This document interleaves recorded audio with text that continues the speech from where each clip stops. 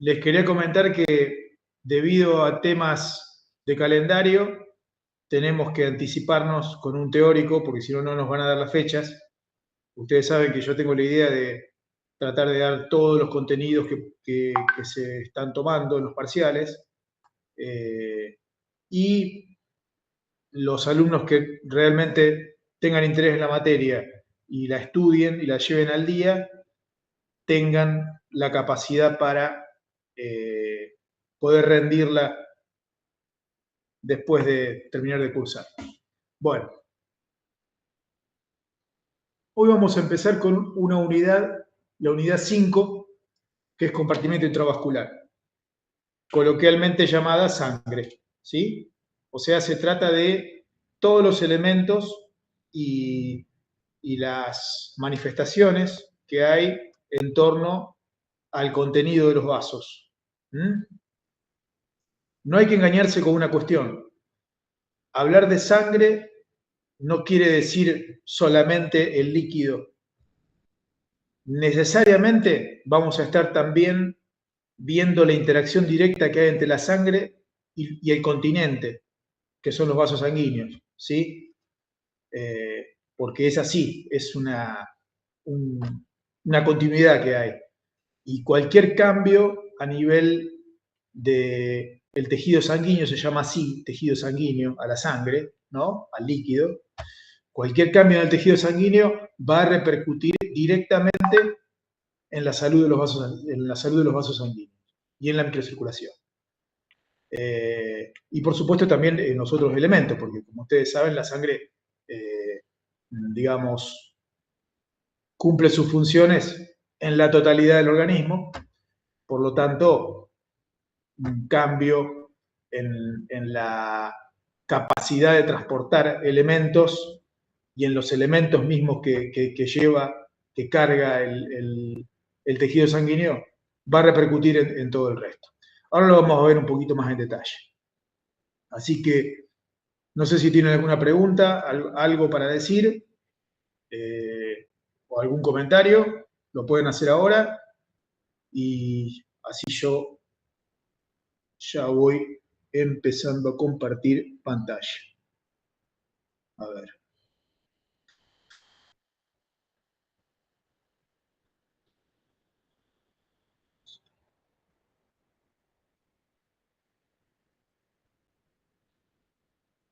Bueno.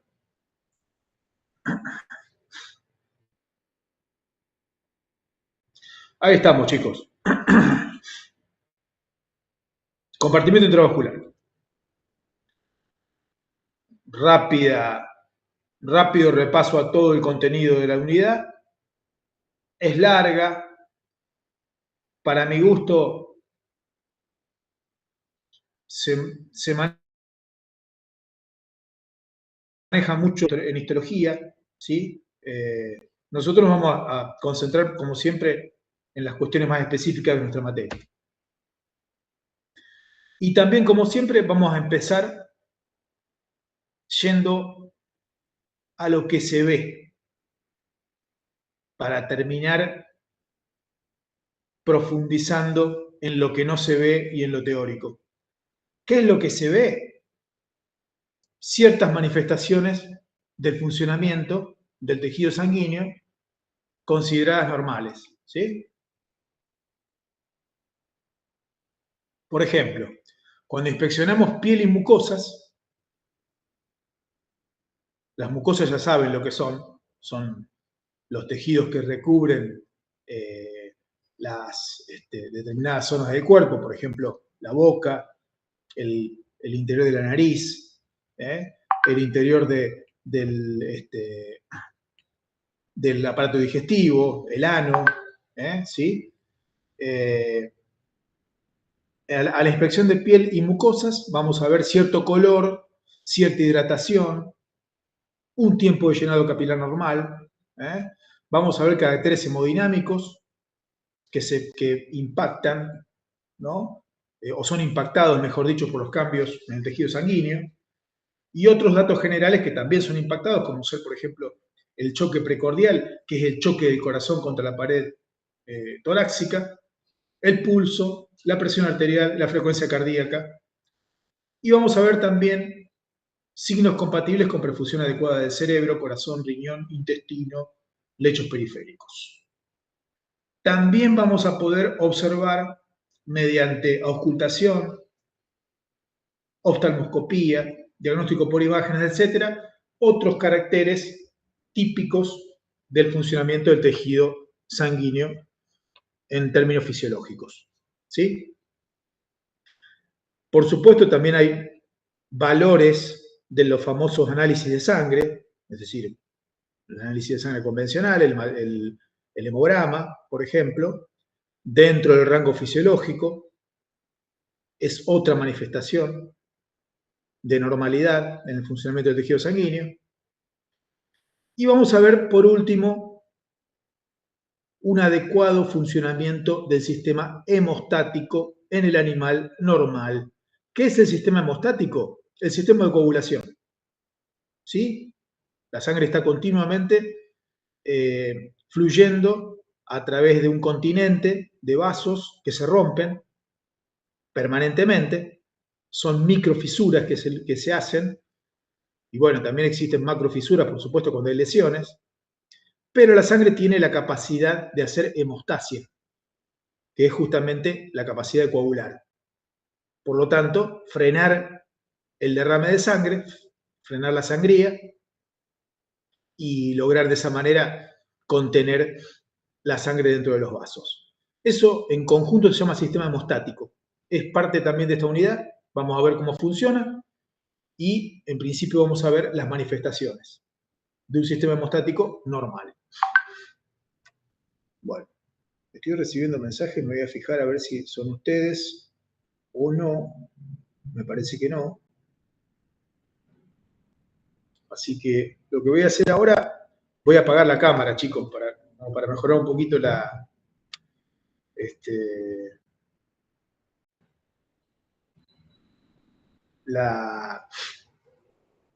conectividad. Bueno, seguimos.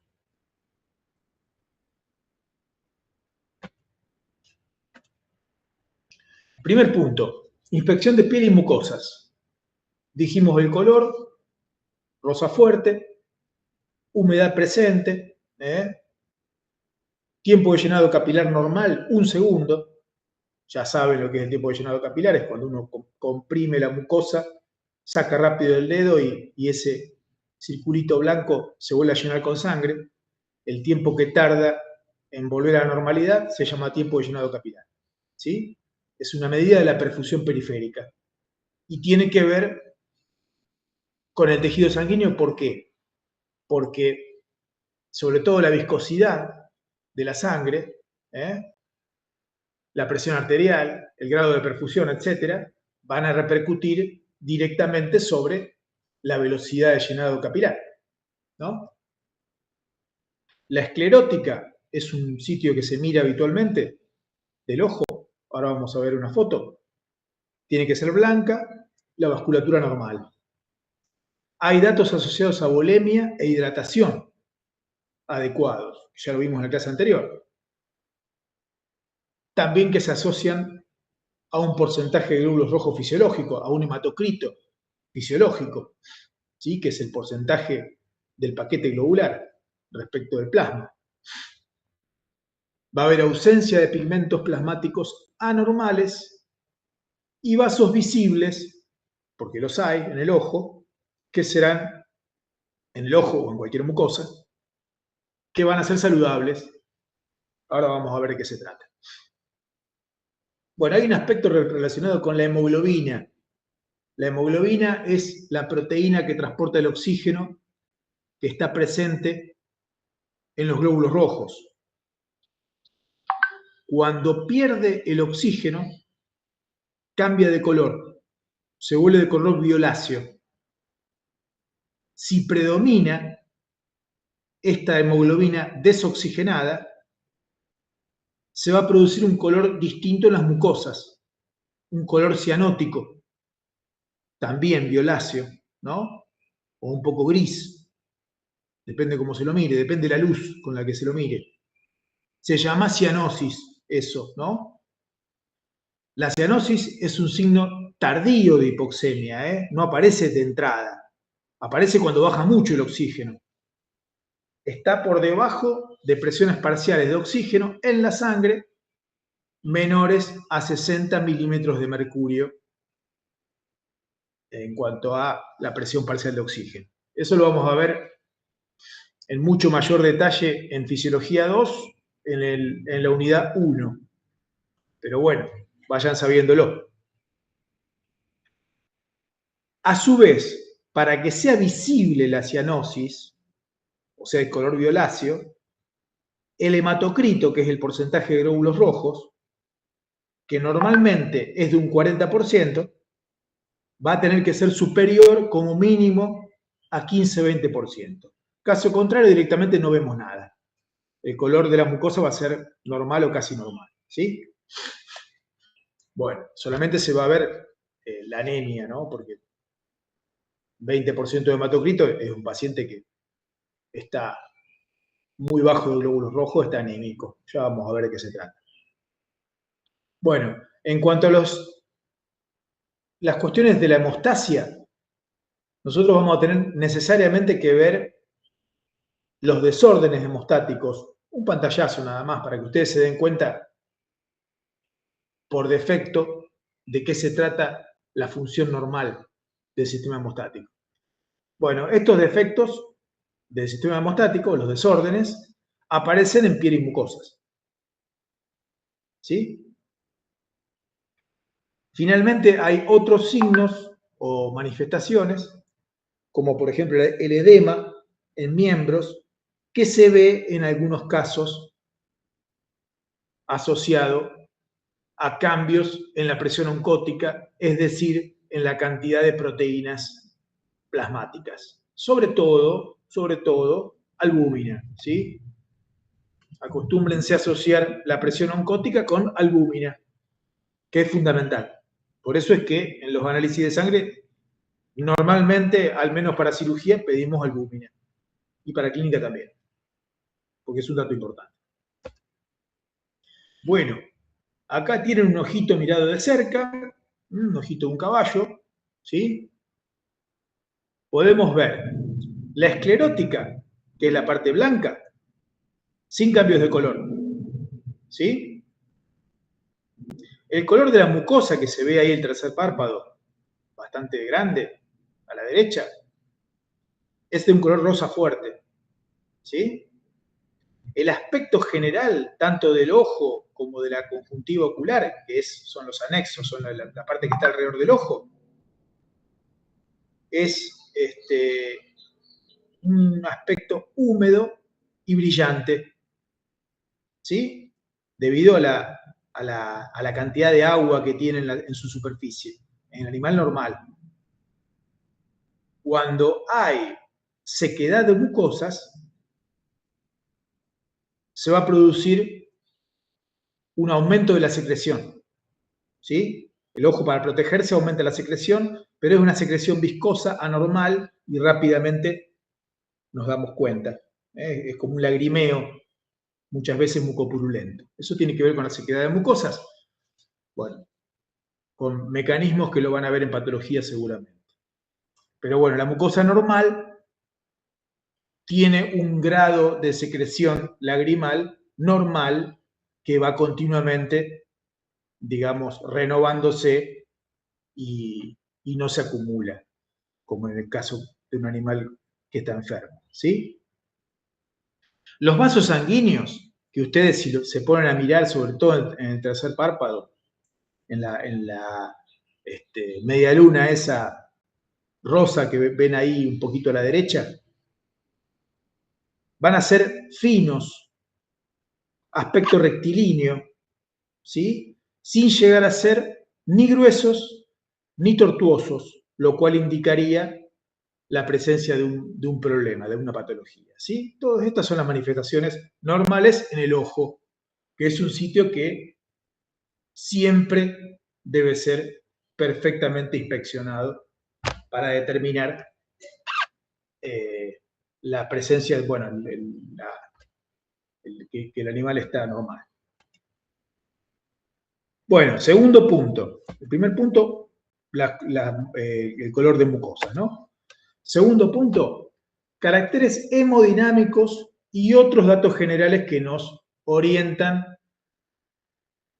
a poder diagnosticar un estado fisiológico del tejido sanguíneo.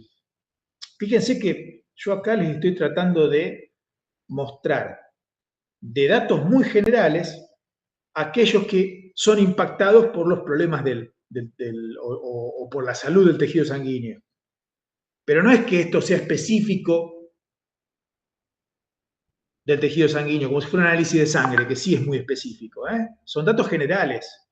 Pero bueno, hay datos del gasto cardíaco, de la presión arterial, de la perfusión orgánica, de la perfusión de los órganos, que se van a ver alterados estos datos cuando hay un problema en la sangre. Por ejemplo, pérdida de glóbulos rojos, que se llama anemia, como ya se los comenté.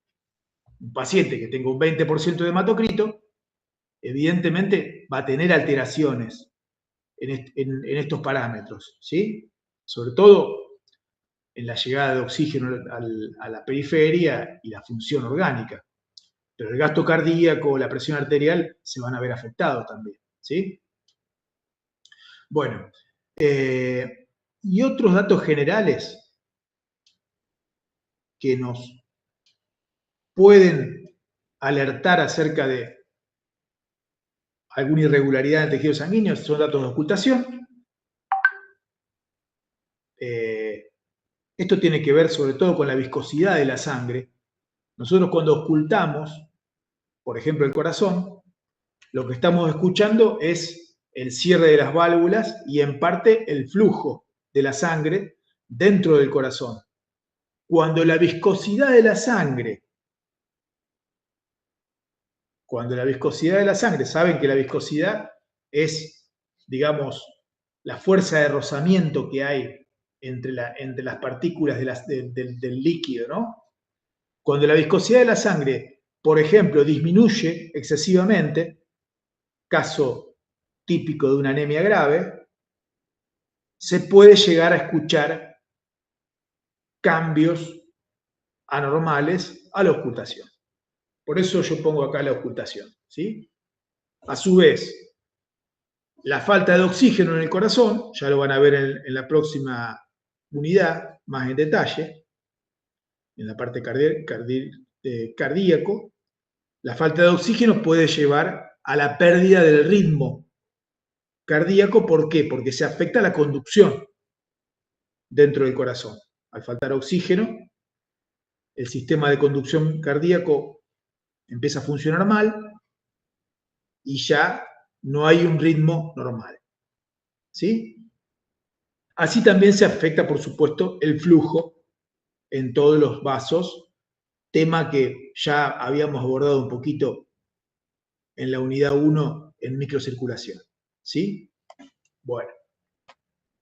La oftalmoscopía, bueno, no me voy a detener, es un estudio que se hace de fondo de ojo, ahí se ven muy bien los vasos, y datos de exploración imagenológica tampoco me voy a detener, pero sepan que hoy día con imágenes que puede tener cualquier veterinario en un consultorio, por ejemplo, ecografía y Doppler, ¿sí? Podemos evaluar, por ejemplo, el tamaño del vaso. El vaso, como ustedes saben, está íntimamente relacionado con el consumo de oxígeno en el cuerpo y por lo tanto relacionado también con el nivel de glóbulos rojos de la sangre. ¿Sí? Bueno, lo último que dice acá, los nódulos linfáticos, los cambios físicos de los nódulos linfáticos, por ejemplo, el agrandamiento, va a reflejar cambios en la actividad de células inmunes. Claro, la inflamación, por ejemplo, en un tejido va a hacer que los nódulos linfáticos se agranden. Bueno, son comentarios generales como para introducir el tema, ¿sí? Lo van a ver bien en detalle en otras materias. Bueno, valores de análisis de sangre en el rango fisiológico. Acá sí tenemos datos específicos, ¿se entiende? datos específicos del tejido sanguíneo, que aparecen en el análisis de sangre. En un análisis de sangre que lo pueden ver en cualquier historia clínica de cualquier animal, y también se usa en humana, ¿sí? ¿En qué consisten los valores, los análisis de sangre? En la medición. Esto lo van a ver en semiología, pero yo se los comento rápido acá como para que podamos aprovechar el ejemplo.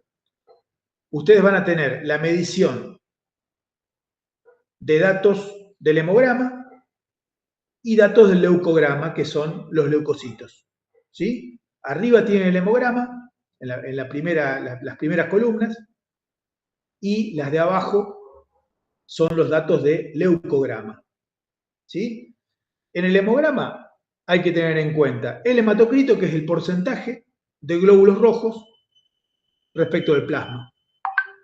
Lo normal, como pueden ver ahí, 37 a 54 le da, 40, 45%, la mayoría de los pacientes lo muestra, depende del grado de salud. Después van a tener un dato que se llama recuento de glóbulos rojos, que es la cantidad de glóbulos rojos que se cuentan, ¿sí? Por milímetro cúbico. Lo normal es 5 millones y pico, ¿sí? A 6 millones. Como pueden ver, este paciente del ejemplo está anémico, porque está por debajo de esos valores. Fíjense, el hematocrito está en 29 y el recuento de glóbulos rojos está en 4.600.000. Está por debajo. Así que ya podemos decir que el paciente está anémico. La tercera fila nos da lo que se llama la hemoglobina en gramos por decilitro de sangre. En este caso, este paciente nos da 10,3 gramos por decilitro. Pero lo normal son 13 gramos. ¿Sí? Acá les marca 12 a 16, pero lo normal es 13.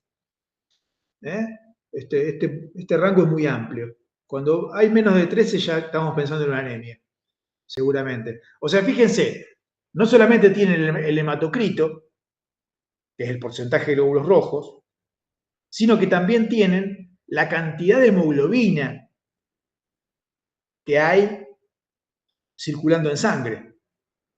Como cada glóbulo rojo puede tener más o menos hemoglobina, no es que fija la cantidad de hemoglobina, varía también, ¿sí? Ustedes pueden tener, digamos, cambios en el hemograma relativos a este tema. Y esto es muy importante, ¿sí? Porque en definitiva lo que importa es la cantidad de oxígeno que se transporta. Dado que la hemoglobina es la proteína que transporta el oxígeno, si ustedes tienen muy baja la hemoglobina, por más que el hematocrito sea normal, no va a transportar la cantidad de oxígeno que corresponde. ¿Se entiende? Bueno, después tienen otros valores como volumen corporal medio, hemoglobina corporal media, etcétera, que no nos vamos a detener ahora. El recuento de glóbulos blancos es la cantidad de glóbulos blancos que hay en esa muestra por milímetro cúbico siempre, así como el recuento de glóbulos rojos por milímetro cúbico, también el de blancos. Fíjense que hay mucho menos glóbulos blancos que hematíes, que glóbulos rojos. Lo normal son 10.000 glóbulos blancos por milímetro cúbico.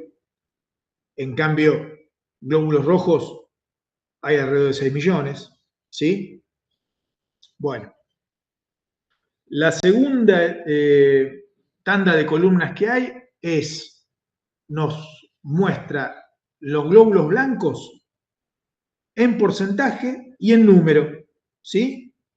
Y de esa forma nosotros podemos saber también si hay alteraciones. Las alteraciones en sí de los glóbulos blancos es un tema de patología, lo van a ver en patología, pero vayan sabiendo que estos son los datos con que van a contar ustedes. Bien. La tercera tanda de columnas, que dice recuento de plaquetas, nos va a mostrar la cantidad de plaquetas que el paciente tiene por milímetro cúbico. ¿Sí? Igual que hicimos el recuento de glóbulos rojos y el recuento de glóbulos blancos, hacemos el recuento de plaquetas. Eso se hace en un microscopio. En un campo se cuentan las plaquetas, así de sencillo. No tiene secretos. Lo normal, más de 120.000, ¿sí? Por milímetro cúbico, ¿sí? Acá les dice 200.000 a 500.000, es muy alto ese valor. Nosotros consideramos normalmente en los perros, por lo menos, de 120 para arriba, ya se puede operar, por ejemplo, un animal. Por debajo de 120 ya es peligroso, porque al ser tan baja la cantidad de plaquetas, no funciona el sistema hemostático normalmente y puede haber problemas.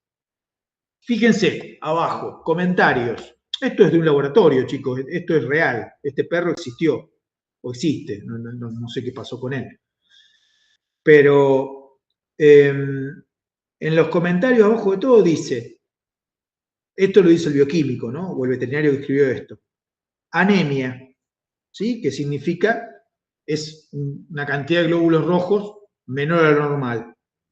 Se observó hipocromía. Hipocromía quiere decir que el color, cromía viene de color, ¿no? El color de la serie roja está por debajo de lo normal. Eso tiene que ver con la cantidad de hemoglobina. ¿Entienden? Cuando hablamos de que hay hipocromía, siempre se asocia esto a un nivel de hemoglobina menor a 13 gramos por decilitro. ¿Entendieron? Bueno, y por último dice que se visualizaron monocitos reactivos. Eso quiere decir que hay células del leucograma, digamos, que están reaccionando. Generalmente tiene que ver con infecciones, pero es otro tema eso. Bueno, voy a ir a la pantalla para verlos a ustedes otra vez. Y quiero que vean si entendieron.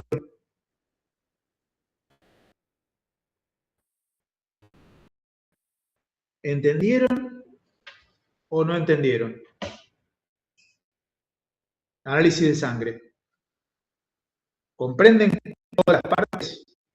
¿Alguna pregunta? Profe, entonces sería...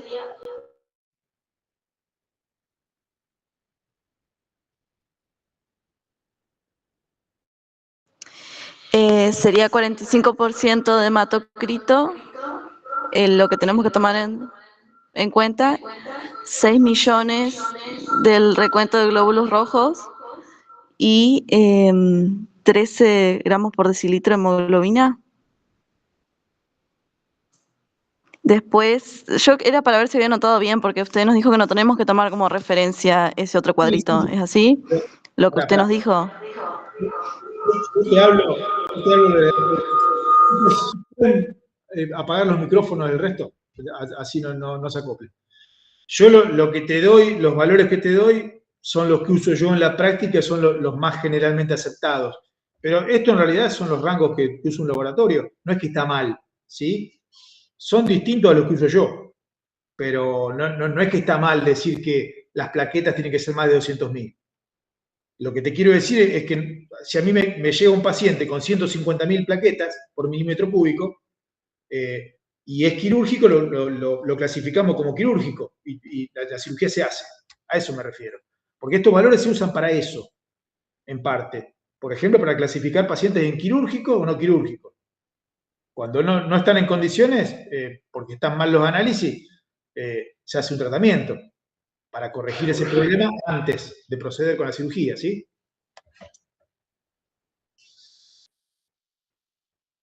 Pero sí, los valores de referencia serían eso. Pero me interesa que entiendan a qué se refiere cada parámetro, ¿no? Porque, qué sé yo, por ahí yo les digo hematocrito y uno ya lo tiene sabido el tema, pero por ahí ustedes no entienden de qué se trata. ¿Quedó claro eso entonces? Bueno, muy bien. Entonces, vamos a seguir. Voy a sacar la cámara de vuelta. Fer, Sí, ¿me Mario. escuchás? Sí. Te escucho. Fer. A ver.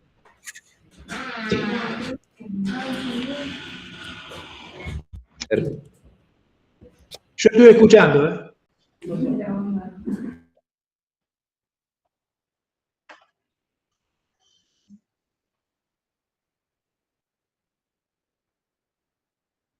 ¿Y está hablando Fer? Hola Fer. Yo estoy escuchando, no sé qué me quieren decir. A ver, me fijo si de atrás se escucha.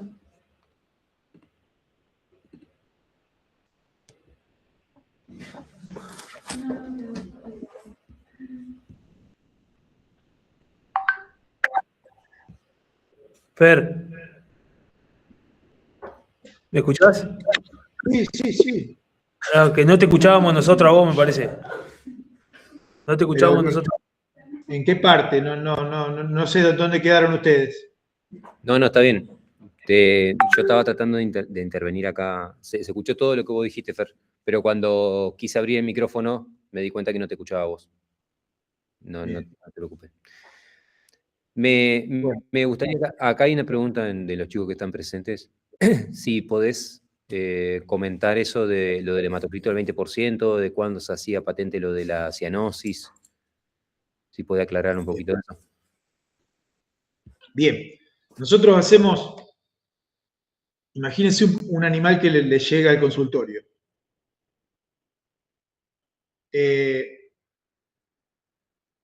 Uno en la revisación que hace para determinar si el estado es fisiológico o no, una de las cosas más importantes que hay que mirar son las mucosas, ¿sí?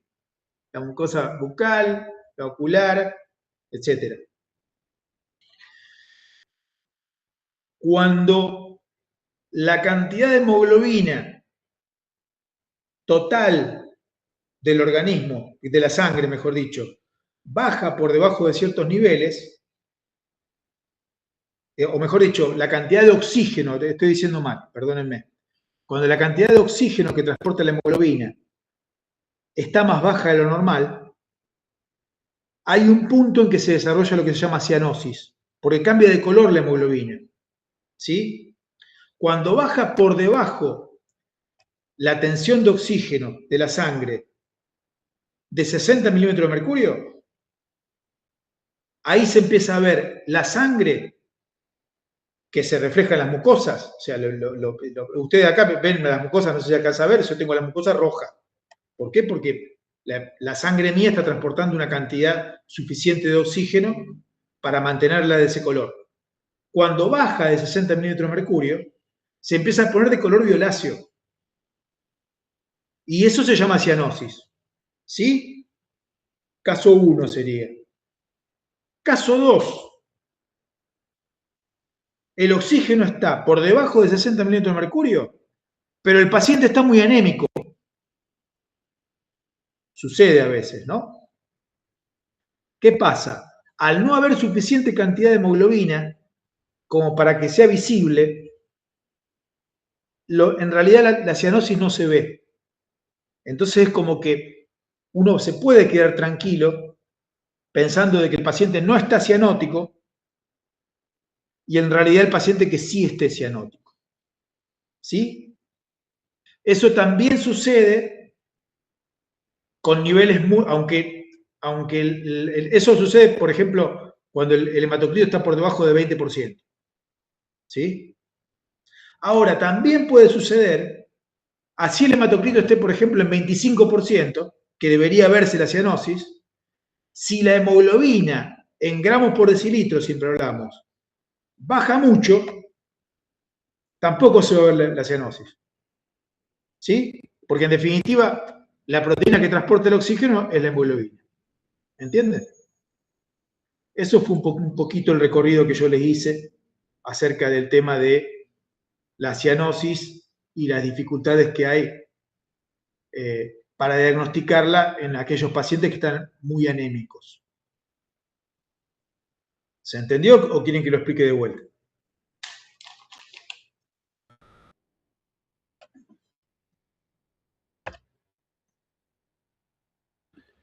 Sí, Fer, se entendió.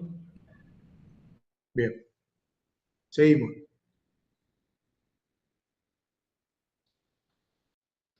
Bien. Bueno. Nada. Glóbulos rojos. No vamos a hacer una clase de histología, chicos. Esto es fisiología. Vamos a hablar solamente de algunas cuestiones básicas de esto y después lo demás nos vamos directamente a la función, que es lo que nos importa. Miden de 4 a 7 micrómetros, según la especie. Contienen en su interior hemoglobina, principal proteína de transporte de oxígeno en la sangre.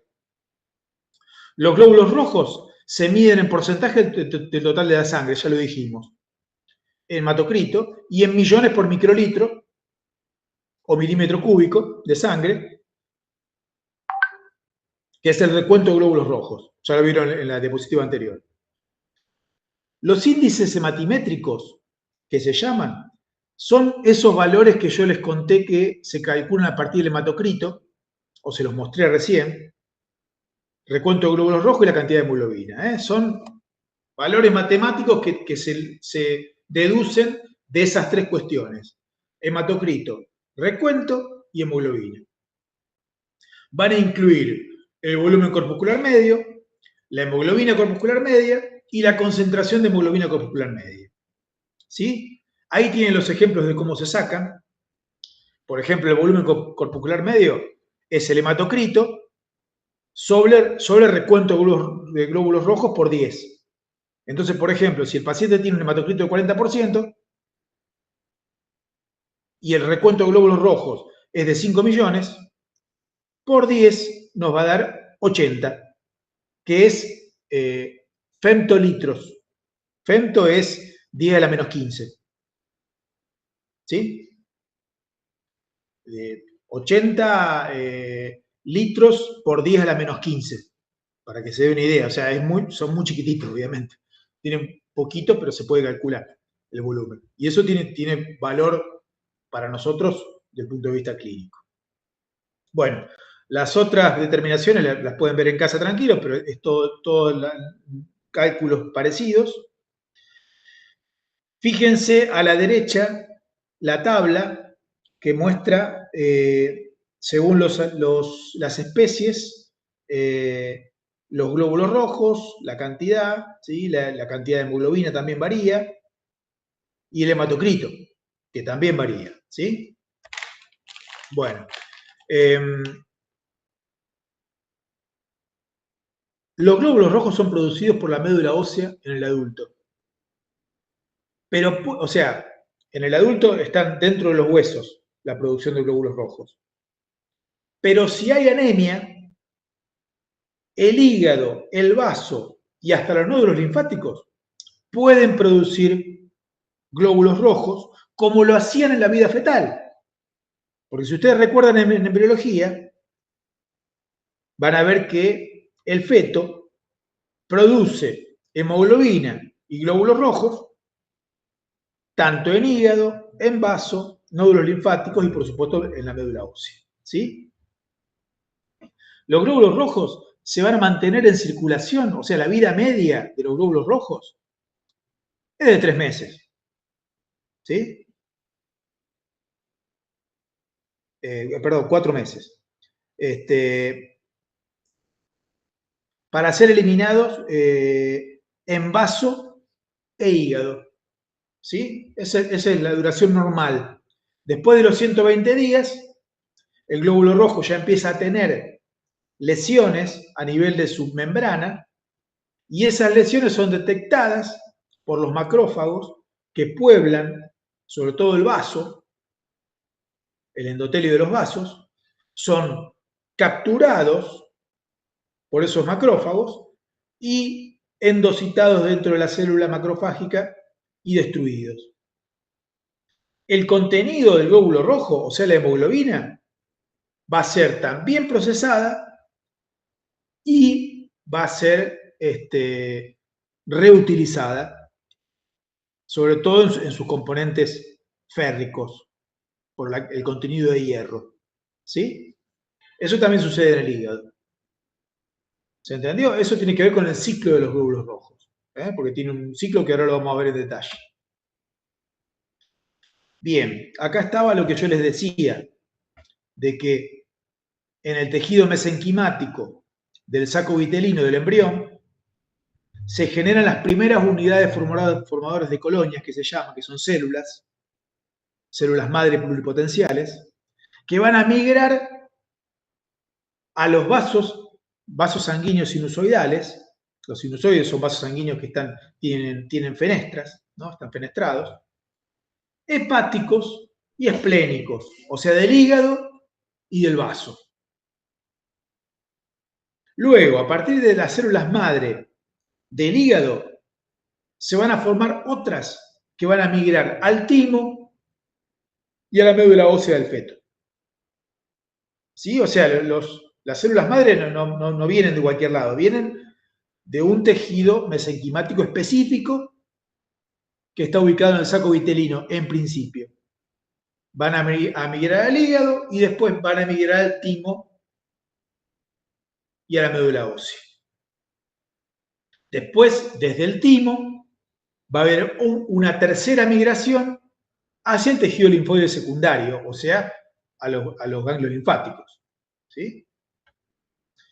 Los glóbulos rojos de mamífero no tienen núcleo, pero tienen un 1 a 3% de ARN residual que quedó, ¿no? Por eso el glóbulo rojo joven tiene ARN que se puede ver en el microscopio y se les denomina reticulocitos.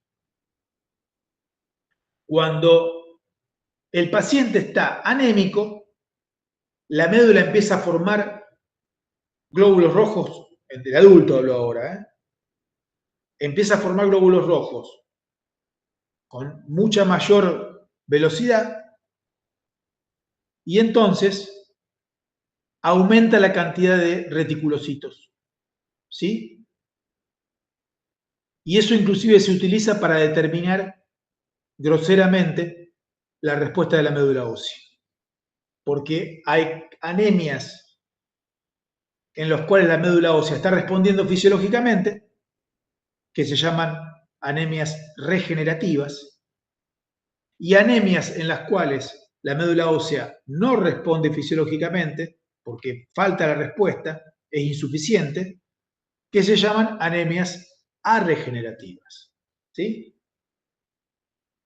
En el caso de las aves, los glóbulos rojos tienen núcleo, son más grandes, el recuento de glóbulos rojos es más bajo y la vida media de cada glóbulo rojo es mucho menor. ¿Sí? Bueno, ahí a la derecha tienen en la tabla los nombres histológicos de cada estadio de la célula en formación, ¿sí? Nada. Ya lo van a ver en embriología si es que no lo vieron ya. Ok. Vamos a profundizar un poquitito en lo que es el tema de las células progenitoras o células madre. Las células madre hematopoyéticas van a tener un ciclo, digamos, que en donde se van diferenciando. ¿Sí?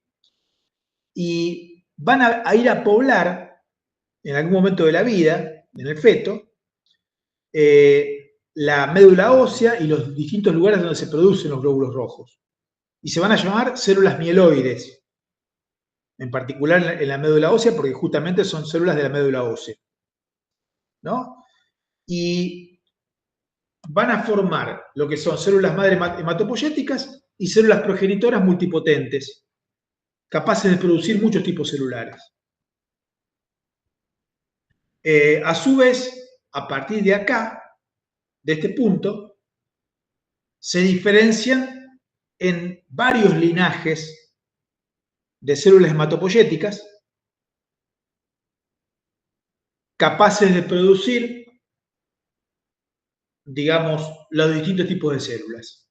Va a haber una célula progenitora mieloide hematopoyética común, que es ese que ese cuadradito que dice PMC, y fíjense que de ahí derivan las distintas líneas, que son células un poquito más diferenciadas, a partir de las cuales se van a formar los eritrocitos, los mastocitos, los macrófagos, los monocitos, qué sé yo, todas las células que ustedes conocen. O sea, ¿qué les quiero significar? Hay un árbol genealógico de todas estas células, que es importante conocerlo, y ustedes ya se van a ir dando cuenta a lo largo de la carrera que esto tiene que ver estrechamente con el mantenimiento de la vida. ¿Sí? O sea, si este proceso que yo les estoy mostrando acá se corta en algún punto, el paciente va a empezar al poco tiempo con problemas graves, por ejemplo, con anemias graves.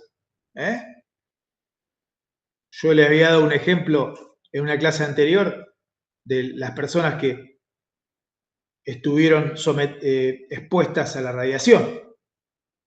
En Hiroshima, o en los accidentes nucleares como Chernobyl, por ejemplo, la radiación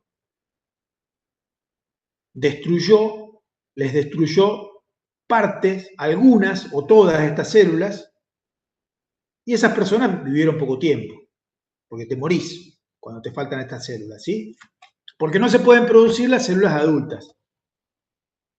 Bien, esto es sacado del libro de cambios vasculares, si lo quieren profundizar, y bueno, por supuesto también en los libros de histología está, pero con este enfoque particular en el libro de cambios vasculares. O sea, asociado más al tema del tejido regenerativo, ¿no? Bueno, pero ¿cómo se produce la hematopoiesis en la médula ósea? Ustedes lo que en la médula ósea son trabéculas de hueso. No sé si ustedes vieron alguna vez un hueso cortado a lo largo, ¿no? Donde se ven todas las celdas de hueso. En cada una de esas celdas, adentro de las celdas, hay sectores de médula ósea roja, que se llama en el adulto, que son los que producen células sanguíneas y otras células también, ¿no? Fíjense que cada celda, a su vez, está vecina a vasos sanguíneos, sinusoides, que perforan toda la médula ósea por todos lados, ¿sí? Está toda, digamos, densamente vascularizada la médula ósea. Alrededor de cada sinusoide, dentro de cada una de esas trabéculas que estamos diciendo, hay células que se encargan de proteger a las células madre y mantenerlas en el estado que tienen que estar. Algunas en estado, digamos, de dormancia, o sea, que algunas están dormidas, vamos a decir, aletargadas, con un metabolismo muy bajo, eso las protege del envejecimiento, y otras están siendo, digamos, despertadas y puestas a funcionar para diferenciarse y entrar a formar estas células que vimos acá, ¿no? Algunas de estas células, ¿sí? Bien. Las células que protegen a las células madre se llaman células CAR, células del estroma de la médula ósea, ¿sí? Poseen receptores adrenérgicos, beta 3, ¿sí? ¿Se acuerda cuando vimos el sistema nervioso? Los receptores alfa, beta, bueno, estos son receptores beta 3. O sea, se corresponde con el sistema simpático. Cuando llegan estímulos simpáticos por nervios que hay y también por la adrenalina y estimulan los receptores beta 3,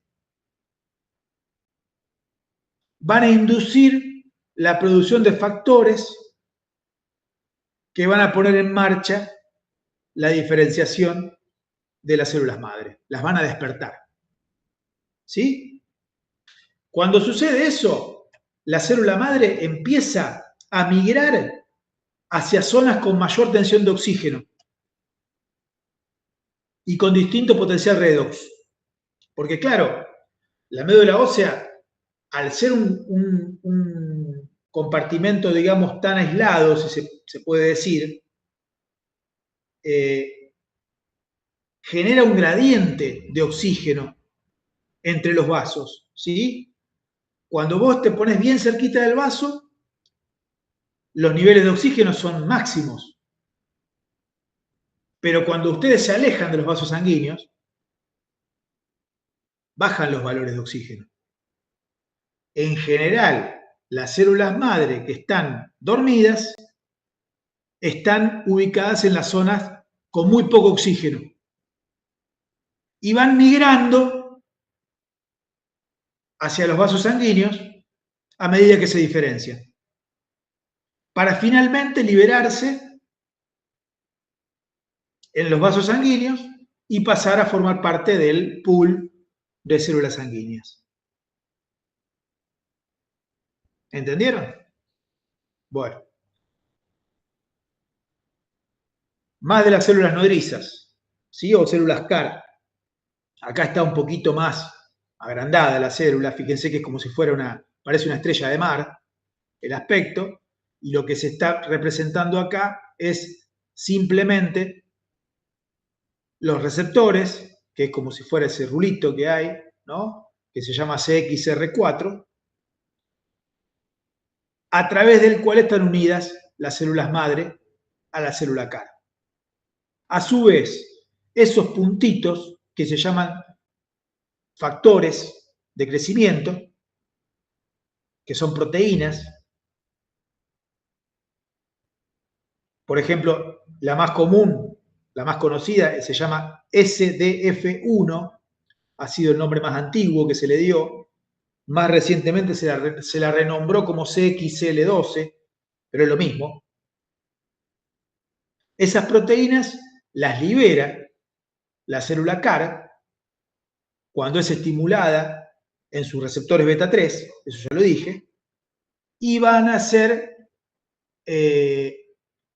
digamos, estos factores van a pasar a la célula madre hematopoyética y la van a estimular para que empiece a migrar hacia zonas de más oxígeno y a madurar, ¿sí?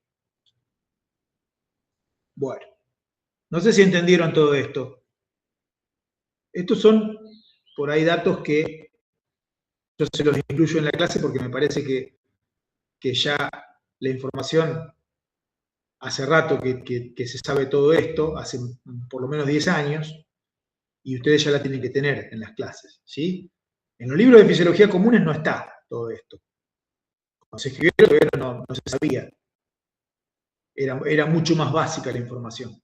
Ahora sí la información está. Así que bueno, yo creo que en el futuro inclusive todos estos elementos van a ser blanco de tratamiento seguramente, ya son blanco de tratamientos. Drogas que estimulan estos receptores, por ejemplo. Bueno, pero ya les estoy hablando de cosas que no desconozco. ¿Alguna pregunta de esto? ¿Entendieron bien? ¿O no entendieron?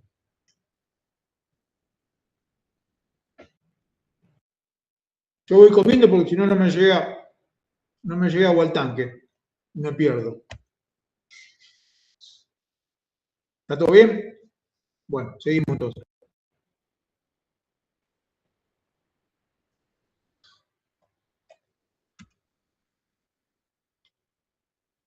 Entonces lo que estamos hablando es de un proceso que se llama hematopoiesis. La hematopoiesis incluye todos los procesos de producción del glóbulo rojo, empezando por el aprovechamiento del hierro. Fíjense que el hierro está en el centro de la hemoglobina y es fundamental para su función, porque ese metal va a ser el que va a unirse en forma no covalente con el oxígeno. Y va a generar este ida y vuelta, ¿no? Donde el oxígeno se une a la hemoglobina en el pulmón y es liberado en los tejidos oxigenándolos. Pero ¿qué pasa con el hierro? En un momento se absorbe por el tubo digestivo. Para eso debe estar en forma ferrosa. O sea, hierro con dos, como dice acá la fórmula química, ¿no? Para poder absorberse. Para eso se requiere que el ácido estomacal, que va a aumentar la proporción de hierro ferroso, ¿sí? O sea, lo va a oxidar.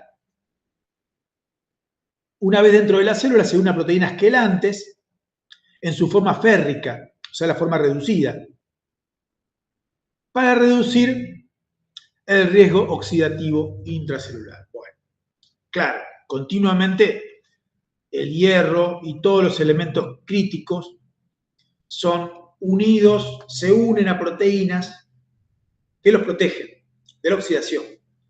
¿Sí? Como el hierro se oxida fácilmente, una vez que se oxida ya es posible que no se pueda utilizar. Desde el punto de vista bioquímico, la hematopoiesis es muy exigente. Va a requerir grandes cantidades de hierro, además se necesita cobre, cobalto, vitaminas, etc. El estímulo principal de la hematopoiesis lo da la propia hipoxemia, cuando baja el oxígeno de la sangre. La hipoxemia, o sea, cuando el oxígeno de la sangre empieza a bajar, aumenta la liberación de una hormona que se produce en el riñón, que se llama eritropoyetina. Las células intersticiales del riñón, lo habrán visto en histología, empiezan a producir eritropoyetina. La eritropoyetina va a promover la mitosis de las células madre de la médula ósea, estimulando la diferenciación en rubriblastos, proeritroblastos y eritroblastos juveniles, que se van diferenciando y progresan hacia zonas de la médula ósea con menor poder reductor, o sea, zonas más oxidantes, zonas donde predomina el oxígeno, como ya les expliqué antes. Bueno, la vida media de la eritropoyetina es de 24 horas, y si bien el proceso completo de eritropoyesis demanda 120 días, el estímulo con eritropoyetina promueve la reactivación y la salida de nuevos glóbulos rojos en unos 5 días. Claro, porque imagínense que están continuamente madurando los glóbulos rojos. Y hay tandas que se renuevan permanentemente. Entonces, cuando aumenta la eritropoyetina, aproximadamente dentro de los 5 días de ese aumento, se produce un ingreso de nuevos glóbulos rojos. ¿Sí? Cuando hay un proceso de excitación aguda, o también en el ejercicio, donde se libera adrenalina, normalmente, se produce un aumento considerable del hematocrito. Agudo es. Pero este aumento no es por hematopoiesis, sino por la liberación a partir del vaso, que va a expulsar los glóbulos rojos que tiene almacenados adentro. ¿Sí? Por eso, las personas que de pronto hacen ejercicio y no están en buen estado físico, les suele doler en algún momento el lado izquierdo, acá en el abdomen, porque el vaso se contrae de tal manera que produce dolor. ¿Sí? Eso es porque el cuerpo está tratando de aumentar el hematocrito en respuesta a la hipoxemia y al ejercicio. ¿Sí? Bueno, esto de las vías antiinflamatorias colinérgicas es otro tema, ¿sí? Yo se los digo rápido, es un sistema antiinflamatorio que se descubrió hace unos años, ¿no? Que funciona en el vaso y que sirve para modular este proceso que yo les conté de destrucción de glóbulos rojos. ¿Sí? Y corre por cuenta del nervio vago. ¿Sí? El nervio vago va a producir, digamos, salvas de impulsos que van a tender a controlar la actividad de las células encargadas de destruir los glóbulos rojos, entre otras cosas. ¿Sí? Es un sistema antiinflamatorio natural que de una importancia